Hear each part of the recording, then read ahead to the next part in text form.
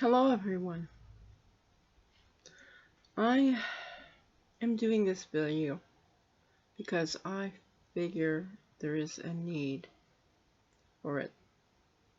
In a way, partly it is my confession and my story and my life.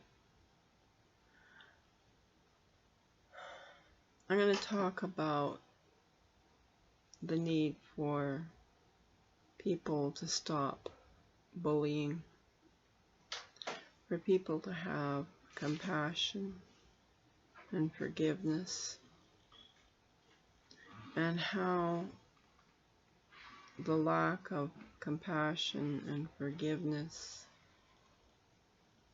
can destroy a person's life. I'm going to talk about my experiences.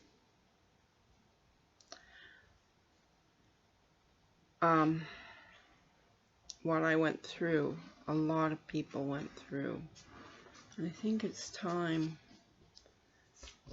that people heard about it so that maybe they could understand what people go through when they are treated with a lack of compassion and what it's like to be bullied, what it's like to suffer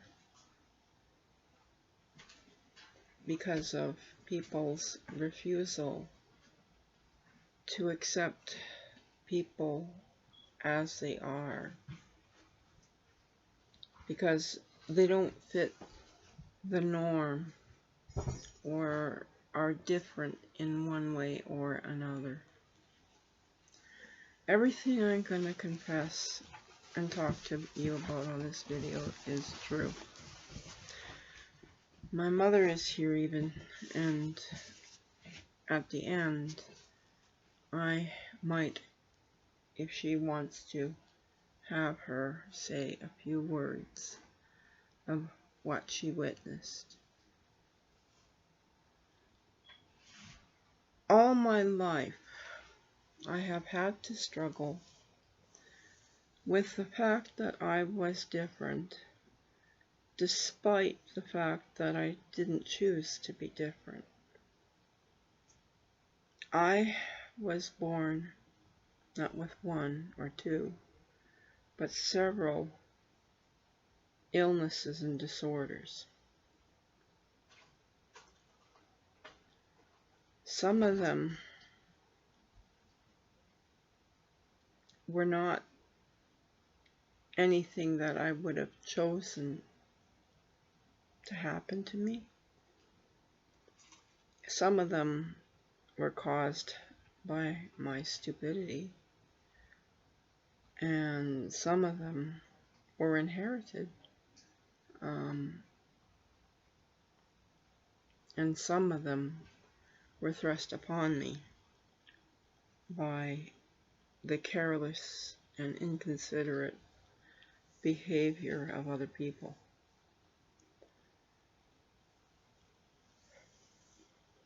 I was born. It wasn't my choice to be born.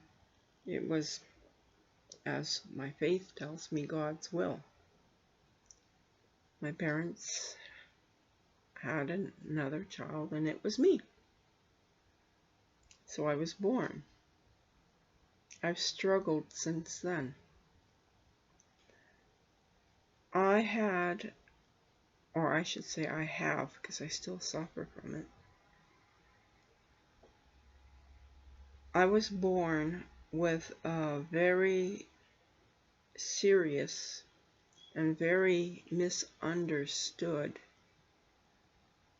condition called epilepsy. Epilepsy is a very misunderstood illness. There's a lot of misunderstanding about the illness. At one time, people thought that people who had epilepsy were possessed by demons. They didn't realize that it could be caused by a deformity in the neurological system of your brain, or that it could be caused from a traumatic injury. They thought it was demons. A lot of people still think that, and that's alarming to me. I come from a family with a history of epilepsy. The number of people on my father's side alone that have epilepsy is startling. Another thing a lot of people don't realize about epilepsy is how serious it can be. If you have a serious seizure in an inconvenient place, such as while you're driving a car, or if you're at the top of a long flight of stairs, or if you're out riding a bicycle, or if you're cooking a meal so that you can eat, you can get seriously injured. And if you're driving a car, you can also end up injuring someone else. And that's just from the accidents that can occur when you have a seizure. The majority of people with epilepsy have milder forms of it. Some people have it and don't even know they have it. They can range from a seizure so mild that it seems like you're just spaced out for a few seconds, and then wonder why you have a headache an hour later. Other seizures, the other range, are people who could have hundreds of 1 second long seizures during the course of up to an hour even. Another form can be like what I have. I have what is called generalized epilepsy, actually. It's more than one form. But the worst of those forms is extreme grand mal seizures. These seizures can last up to, and in one particular case, lasted over half an hour and could have killed me. And the reason why it could have killed me, and that makes it dangerous, is because of where the damage, or if you want to call it a deformity or whatever, because like I said, it's both inherited as well as caused by a serious injury that I had as an infant. My epilepsy is located at the back of the brain. The part that is injured is at the back of my brain, next to my brainstem. Now, what makes that dangerous is that if I have a really bad seizure, it can spread and affect my brainstem. Now, here's the thing. This is what makes it dangerous. Anyone who knows anything about neurology or biology, even, who studied or had to look up things about the brain. The brain stem controls the function not only of your brain itself, but of every aspect of your body. It affects your nerves, which in turn affects your muscles. Those muscles include all your internal organs, especially your heart and lungs. So if you have a really bad seizure and your damage or deformity is located right next to your brainstem, it can result in you dying if it damages your brainstem. The seizure damages your brainstem. And every time you have a seizure, even if it's just a little one, it does a minute amount of damage for a little one. But you add up hundreds of those little minute seizures, and you can have the damage that you get with a grand mal. And over time, the damage accumulates and makes things worse. Now, mine, like I said, is at the back of my head, the back of my brain, on both sides, and next to the area where my brainstem is. Found that out. And that's why I've slowly been losing some of my vision, because it also affects my visual field. And it also affects my motor skills, which is why sometimes I have trouble articulating the words I want to say. It also affects my movements and my ability to do things, which is really hard for me. I went through a period of almost 30 years where I was in remission, and then about 7 years ago, almost 7 years ago to this day, it came back. And it came back with a vengeance. It was in late fall when it came back.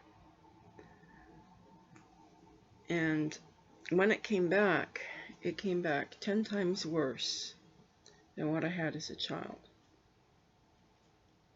I used to have lots of petit mal seizures as a child. I still have a lot of petit mal seizures, but now I also have a whole bunch of grand mal seizures that last up to half an hour.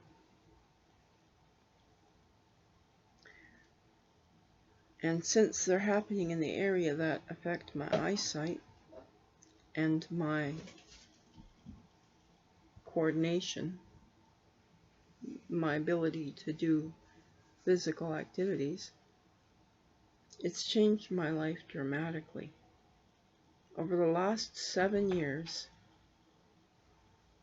I went from being extremely active despite my weight.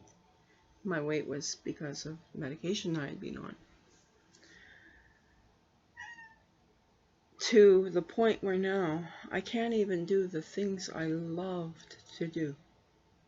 I used to be an avid gardener. I used to go on long treks or walks. I used to love to bake and do a lot of cooking and barbecue, all of which I can't do anymore. If I so much as bend over, I end up falling over because I lose my balance. It's hazardous to me to attempt to stand in front of a barbecue and barbecue, or cook or bake, because of the potential of me going into a seizure landing into the flames of the barbecue or the heat of the stove or oven and injuring myself. So those things that I loved are out. I can't garden because I can't bend over to plant or weed anymore. I can't go on long walks because simply I can't walk very well anymore. I've been called, look at that drunk, when I pass someone who doesn't know me. Because when I walk, I stumble a lot and I look like, and waver and I look like I'm drunk. I'm not. It's because with the damage to the brain, I have trouble controlling the movement and use of my legs. I also have trouble holding things and often will drop them. I used to draw and paint. I can barely write legibly anymore. I used to do embroidery and sew. I can't see well enough or hold a needle steady enough to do either of those anymore. Everything that I used to love to do as a hobby has been taken away from me because of this disease, this disorder. It's a physical disorder, not a mental illness like some people call it. It's not something I can control. As a matter of fact, the doctors have declared my form uncontrollable because medicine doesn't work. Nothing works. And because of where it's located, I cannot have an implant and surgery wouldn't help. So a couple years ago, my neurologist declared it uncontrollable and said eventually it will kill me. The most they can hope for is, I do take medicine for it, but the most the medicine has done is reduced perhaps by 25% the number of seizures I have, but that's it. And that's the best they can hope for. Every day is a struggle in my life. Just getting up to stand up is difficult. Just going to do something independent, like even just to carry a cup of coffee. When I'm carrying that cup of coffee, my arm will start shaking and I'll spill half of it. Even walking to the bathroom, I have to hold on to the walls often. It is tremendously difficult when I have to do something major, such as go uptown to do personal shopping or personal banking that I have to do face to face with someone. At the end of doing that, I am wasted for a week. I have to literally be bedridden for at least a few days. And I'm unable to do anything for up to a week. And so my life is not a bed of roses. I'm not lazy. It's not easy. And it's very painful because the medicine I take, and I've tried everything out there, has resulted in extreme body pain from the tip of my toes to the top of my head. There is not a millimeter of me that is not in pain. My skin constantly burns. My muscles burn and ache. My joints hurt as a result of both the seizures and the medicine I take. And it doesn't stop there. The medicine is killing me because it is gradually over time damaging my liver. So I have no choice. I gotta take the medicine even though it's damaging my liver, because if I don't take the medicine, I could end up having a very serious seizure that could kill me because of where it's located. And I get a lot of flack. Well, if it's so bad, why don't you just stop taking it and just put up with the seizures? I can't. That's certain death for me. And yet taking the medicine is certain death for me. And these are things people don't get. And I get a lot of criticizing and ridiculing and people saying, oh, you're making this all up. Here is where I'll ask my mom. Mom? Yeah? Am I making this up? No, you're not, because I'm the one that's looking after you. I see everything. You know everything. Yeah. I hope you heard her voice. And it's humiliating for me that she has to look after me. Because 11 years ago, come January, it will be 11 years. Mm-hmm. I moved here because my father had a massive stroke with the bleed the size of a grapefruit. Everyone expected him to die. I thought I would only be here for maybe 6 months to a year because we knew he was going to die. We just didn't know when. Turned out he lived for 9 years. And I needed to be here because the expense of his care was so high, his pension didn't cover it all. Between Mom and I, my dad's pension, we kept the family afloat. We kept him able to stay in a full care facility. I helped Mom be able to keep herself healthy and able to live where she wanted to live, which was her home. Between us, we paid the bills. We bought food. We helped Dad pay for the expenses of where he was staying because his pension didn't cover it all. My mom paid for his phone so he could talk to us occasionally. I paid for his TV so he wouldn't be completely bored out of his noggin because he couldn't walk. And it was very hard for him to get around. He needed assistance just to go to the bathroom. We did this because we loved him. And I continued to do it when he was dead, to stay here with Mom. Because it still is difficult when you're elderly to live alone. And after the expenses of his funeral and everything, she needed help. So I stayed. And still I'm here. And my purpose was to keep her company and to deal with the stress of having a husband live 9 years that half the time didn't recognize her when she went to visit him. Or who would recognize her and want the company and then cry when he left, when either of us left because he was so lonesome. And I stayed to help her maintain the property. And here is where the humiliation is.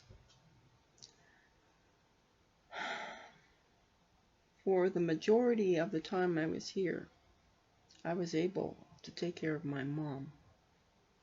I took care of the property. I helped her with the difficult chores in the house. I helped her pay bills. I helped her shop. And if I wouldn't have been here, she would have been in deep trouble because just a few months after my dad's stroke, their furnace blew out. It went. I replaced that furnace for her. And then a year after, because it was a lemon, it went again. And there was no parts to replace it with, to repair it with. So I had to replace yet another furnace that I just had finished paying off. And then 2 years after that, her stove, the door fell off of her stove. And the hinge that controlled the door broke. So I helped her by buying her a new stove. And then her fridge went. So then I helped her with buying and paying off a new fridge. And then last year, double whammy.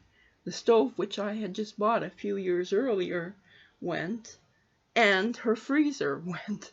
So somehow between the two of us, we had to replace them. I mean, you need a stove and a fridge, especially when you have a garden. And at that point, I was still able to garden. Now I'm not. It got much worse a year later after all that. And I went from being the caretaker to being the one who needed care. And to this day, it's still a great feeling of despair for me that here I came intending to help my mom and end up being the one that needs care from her when she herself needs care. Somehow we managed to look after each other. We manage good. Yeah, we manage. And here is where the despair comes in. It comes when people do not understand, especially when those people are the very few family members that you have. I have very few relatives left. Most of them have died from one or another of the diseases that I have. I only told you about the epilepsy. I don't want to get into anything else because it'll sound like I'm a whiny baby. And I've been called that. Truth is, I've been not just through epilepsy, but I was born with more than one physical deformity in my skeletal system. Plus, I have lost my eyesight over the years. I have limited eyesight. I can see fairly clearly up to a certain distance, a certain area, but my side vision is all gone. People don't understand that. That's why I sometimes blow my top and lose it when someone takes something, borrows it, and then doesn't put it back where it's supposed to be. Because what would take maybe 2 minutes for someone to find, it'll take me an hour to look everywhere to try to find it. That's not it. I also have been through cancer. Anyone who has been through cancer can tell you how painful that is. And I didn't just go through it once, but I faced it a second time as well. I was lucky the second time they caught it before it became full-blown cancer. But because it came back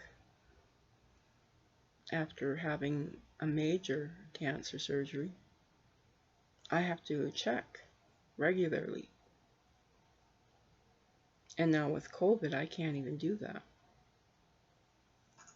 because of the restrictions placed on who can go into the hospital. I can't go and do video online conferencing with my neurologist to discuss what needs to be done about my medication or my condition. I can't go regularly as I used to have my blood checked to make sure my medicine is stable and not being overdosed. Over the years, I've dropped a lot of weight, so I have to change it from time to time to a different dosage. And it doesn't stop there. If being ill isn't painful enough, it's having friends and family not understand. I think that's more painful than all my illnesses, my epilepsy, my liver damage, my arthritis, my loss of vision, my constant pain. Add that all together and it doesn't even equal the pain that I feel because of the scorn and the bullying that I have to endure from day one. I have relatives to this day say even though they've been told a million times that I have epilepsy. They keep saying they don't know. They didn't know I had epilepsy. And who think that everything that they've been told is made up. And I'm not just saying that I told them. These people have been told by my mother, by my grandmother, my grandfather, my father, other aunts and uncles, and even cousins, that, hey, lay off Linda. She's not being lazy, she's recovering from a seizure, or she's suffering from the effects of a seizure she had a while ago, or just leave her be. Instead, they will call me down and call me lazy and use derogatory terms about me and badmouth me. And the worst of it all is ignore me. And not just me, my mother as well. All my life, it's been very difficult. The one true exception was my grandparents. They accepted us and made sure to include us in family activities. Once they passed away, my grandmother passed away a few years ago, all activity with the rest of the family ceased. We were shut out of everything, whether it be Easter, Thanksgiving, Christmas. In 11 years, my mother and I were completely ignored by our family over Christmas. One time we were invited, and when my mother and I got home last year, we were invited because she was shamed into inviting us by my uncle. When my mother and I got home, we cried, and I said, never again. I'd rather just stay home alone with you. Because the humiliation that that relative put me through was beyond endurance. It was so bad, I was bawling so hard, I ended up convulsing. And that's my family. You'd think they'd have compassion. Instead, I was treated, because of something I can't control, with ridicule and scorn during the time that we spent with them. Now, it wasn't all the relatives, it was one particular relative that did that to me.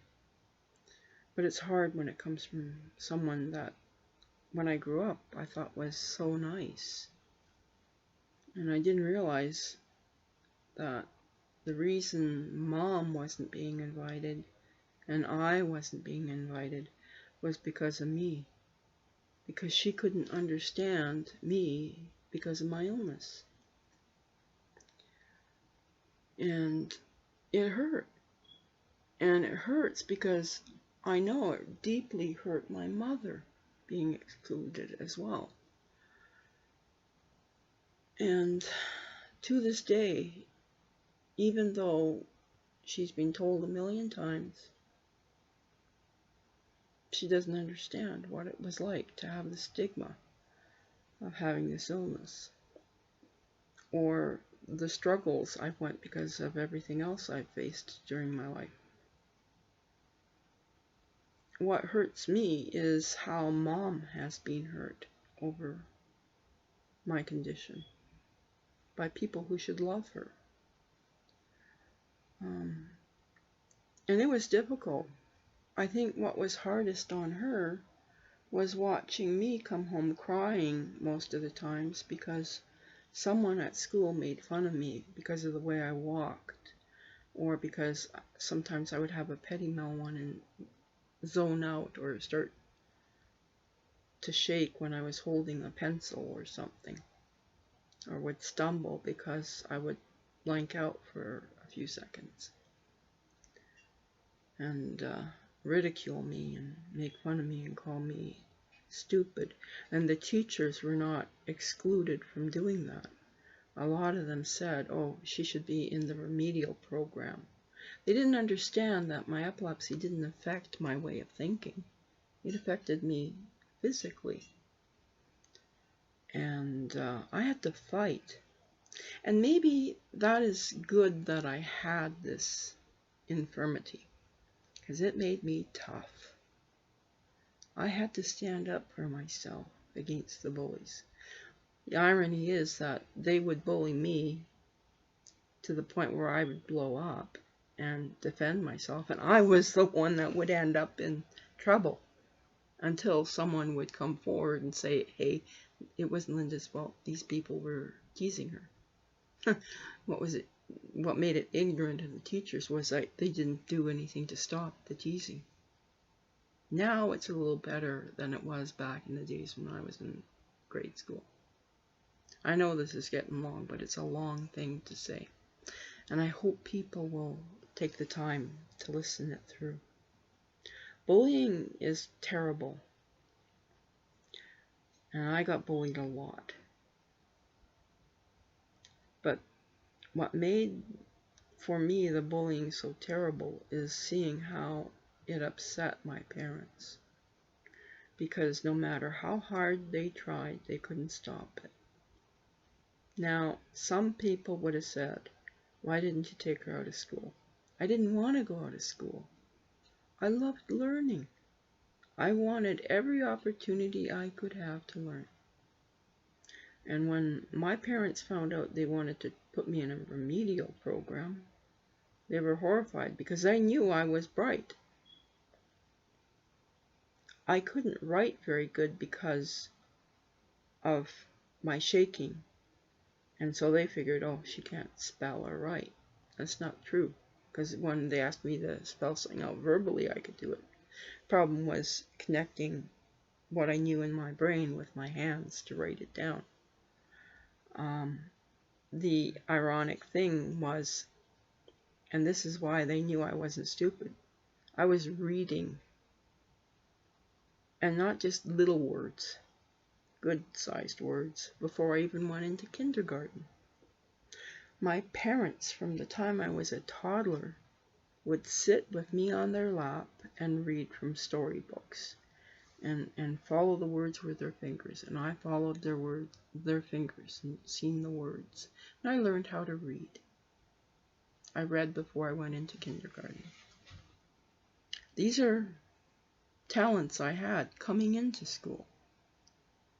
And yet, when I was in school, once they found out I had epilepsy, the teachers wanted to put me in a remedial class. And I was upset by it. My parents found out about it and fought over it. And it wasn't until they had someone who tested come in and test me and say, she doesn't need to be in a remedial class, she's bright, that they resentfully agreed to treat me as a regular student. By that time, the resentment was so big between the teachers, myself, and my parents, that my father yanked me out of that school and put me in a different one. The only one who'd had any compassion towards me at that other school was our caretaker or janitor and the principal, because the principal had witnessed the fact that I knew how to read and couldn't understand why the teacher wasn't willing to treat me like a regular student. My good luck was that that principal was married to the principal of the school I moved to and let her know what had happened and why I was being transferred. And that principal had compassion towards me and made sure that I didn't get bullied or treated differently by the teachers. I'm grateful for that. And because of my stubbornness to give up, I persevered. And this student that everyone said at the beginning would be lucky if she could learn to add or subtract or do anything. I graduated with really good marks in high school. I went through advanced program in high school, and came out of it with really good marks in the end because I persevered. I didn't let people say I could only do so much. I chose my path that way. That's the one way I chose my path. To ignore the difficulties or to work against the difficulties I faced, to persevere and do what so many people said I would never be able to do.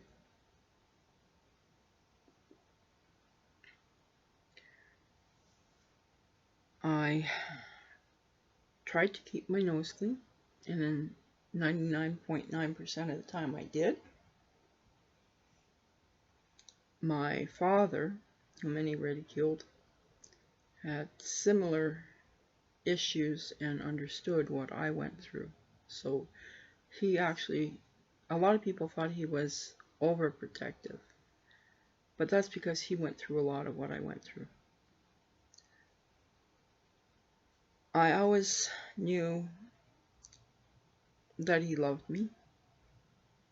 He went through a very difficult time, was put on a medication he never should have been put on, and then that medication was declared illegal because it was addictive, and because he had been addicted to it, it ruined his life. He could no longer take that medicine, so he looked for something else to create the same effect or feeling of happiness, and ended up in alcoholism. And I don't blame my father for that. That was not his fault. But a lot of people will, and to this day ridicule him and say, how could you have loved a person like that who was an alcoholic? He wasn't always like that. It was a slow change caused because of some careless doctor not doing the research and putting him on an addictive drug. And then after years of taking it, he had to go cold turkey. And the misery he felt led him towards alcohol. Because he was a wonderful father when I was young. He built, because we didn't have money, he would go to the dump where they would throw out old bicycles and that. He scavenged parts that were usable still, that he would sand the rust off and paint and used. And the parts that he couldn't scavenge, he would buy. And he built me not one but 2 tricycles when I was young, because I couldn't ride a bike. If I fell, I could hurt myself because of my epilepsy. But he built me 2 tricycles when I was very young, by hand. Otherwise, I wouldn't have had one because we couldn't afford them. He watched out for me. He was bathing me when I actually had my very first seizure, and was horrified, thought I was dying, and rushed me to the hospital with my mom. And they were so concerned about me, they forgot about my brother and sister. When they got there, my mom had to phone my grandmother, and she rushed home because there was my 5- and 6-year-old siblings not knowing what was going on because they were panicked because seeing me go into seizure. And when it was discovered about my epilepsy and about my deformities, I would go to bed, and Mom would go to bed, and he'd still be in the living room. And I thought at first it was a TV until one time I wandered out, and I seen my dad sitting on the couch with his head in his hands, crying.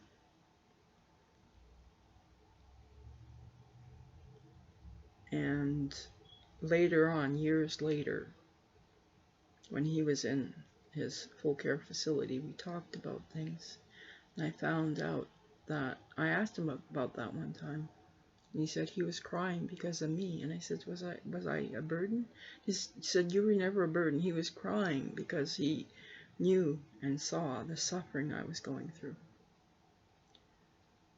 People don't understand. It's not just the person who has the illness that suffers, but the family as well. But to be bullied for something you can't control, made fun of and ridiculed, and not believed when you try to explain it, is very painful. And it doesn't just apply to people with epilepsy, with any illness, any deformity that people take and make fun of.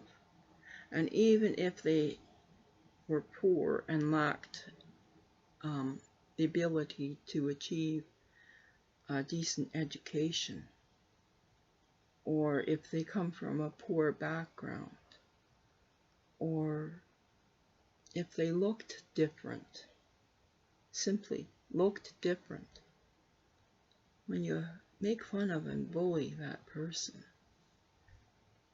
you think it's funny. It's not. It's one of the most horrible things to endure and to do to someone else. This video is not just about my problems and my confession and about bullying. It's also about forgiveness. Because over the years, and I still to this day struggle, is forgiveness.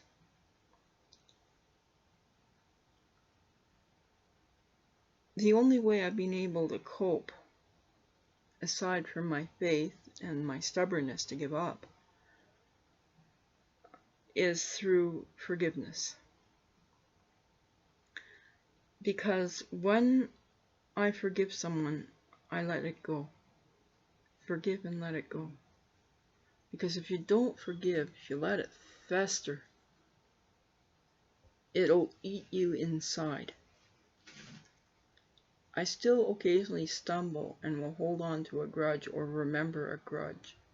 And it ends up festering inside to the point where my guts get so bad it activates my ulcer, and when I go to the bathroom I end up bleeding because my ulcer is so bad.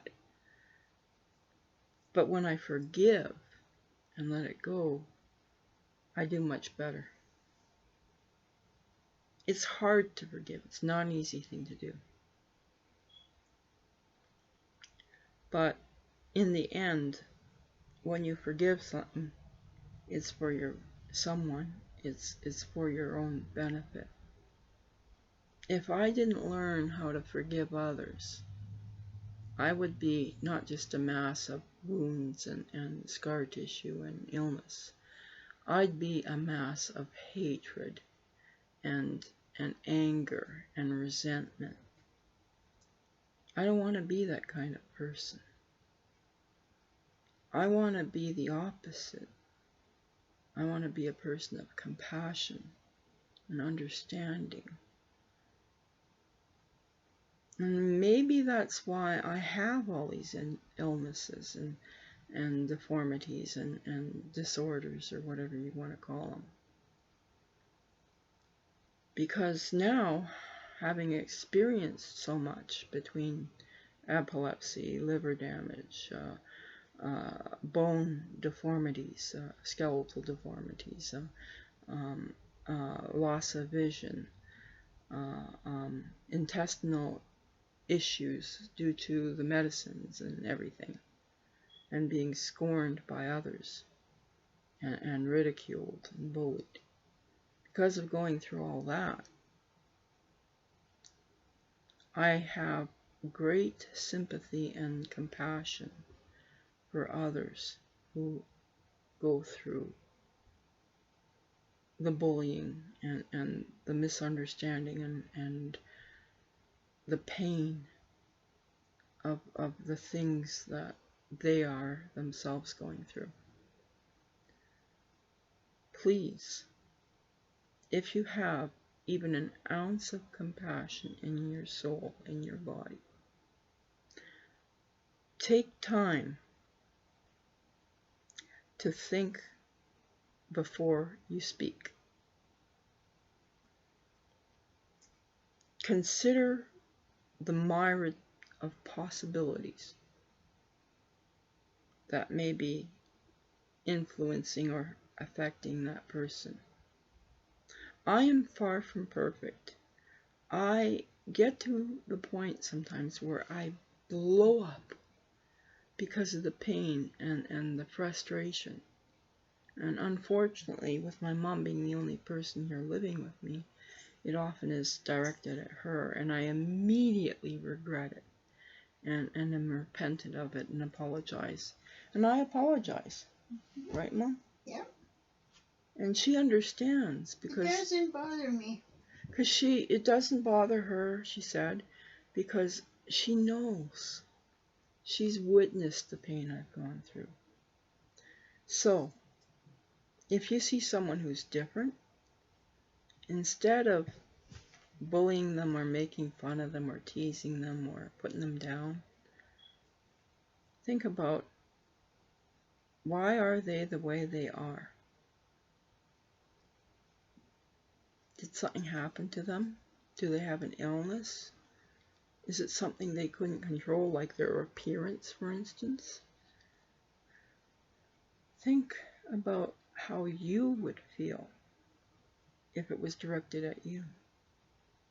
This is why we got to stop the bullying, stop the ridiculing, stop and have some compassion. We need to learn how to be compassionate towards others. And when I say others, I mean everyone, including maybe someone who you don't particularly like. We have to learn to be compassionate and accept each and every one of us for the differences we have. I had my brother recently visiting us. I'm grateful he came. He did help us a little.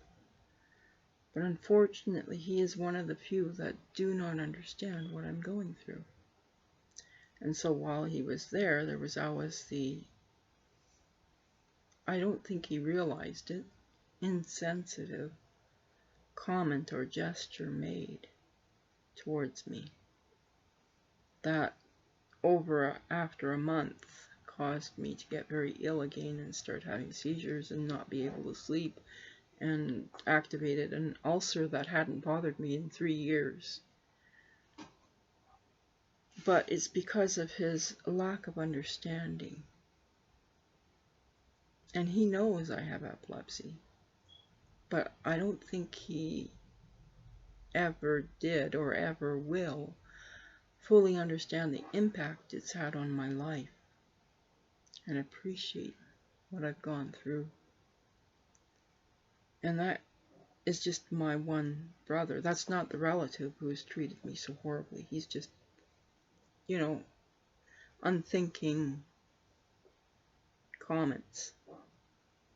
Be careful about what you say or do in front of someone who's suffering or who has a difficult life, because you don't know how it's going to affect them. I was grateful he came. He did help a little bit. Not as much as I'd hoped, but he helped. And I'm grateful for that.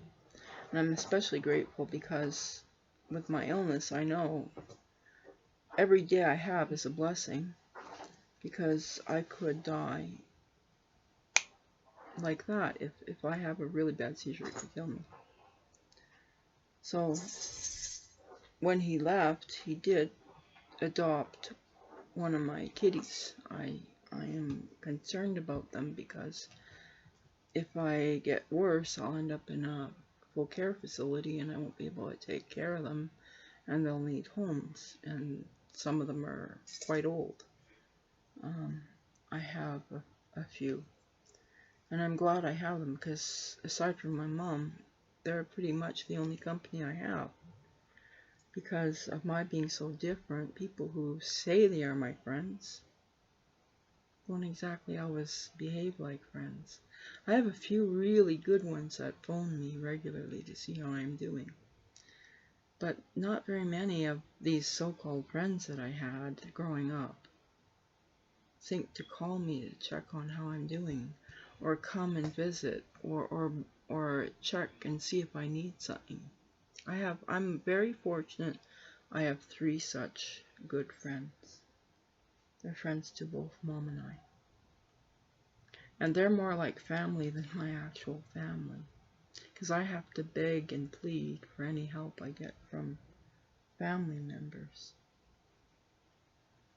So next time you're out and you see someone who's struggling, who is maybe a little different, or who has an illness and is really truly struggling just to do the smallest chore or activity, take a moment and have some compassion and maybe assist them, help them, or at least say a kind word like, "Hello, I hope you're having a good day." That can make the biggest difference to that person. Anyway, I'm sorry this is such a long video, but there was so much to reveal in it, to confess in it, and to talk about in it, and to beg for in it. If you have even an ounce of compassion, talk to your friends and family. Share this video to as many people as you can, so they can get a first-hand account. And Mom, come here for a moment. This is not someone made up. As you can see, hopefully. Come here, Mom, closer, because I can't get you in the light here. Okay. Say hi. This is not something made Hello. up. As you can see, this is not someone that's a voice actor. This is my actual mother. Tell her how old I am, too. I'm doing very good. God's good to me. She is approaching her 80s, a year away from it. Yeah. She'll be 79 in January. Yeah. In January, you'll be 79. Yeah, and I am... She's fairly active, but she needs help.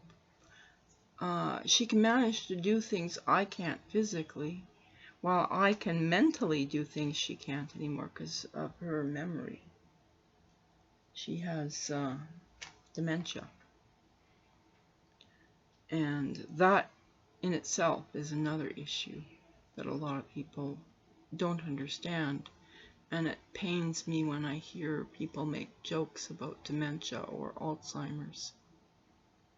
They're 2 different conditions, but the effect is very much the same. And it's painful to see a family member, whether it's a parent or a brother or sister or a grandparent or aunt or uncle or cousin or anyone, or a friend, go through the process, the process of becoming more and more ill from the memory loss. You may physically have them there, and a lot of people say that's a blessing.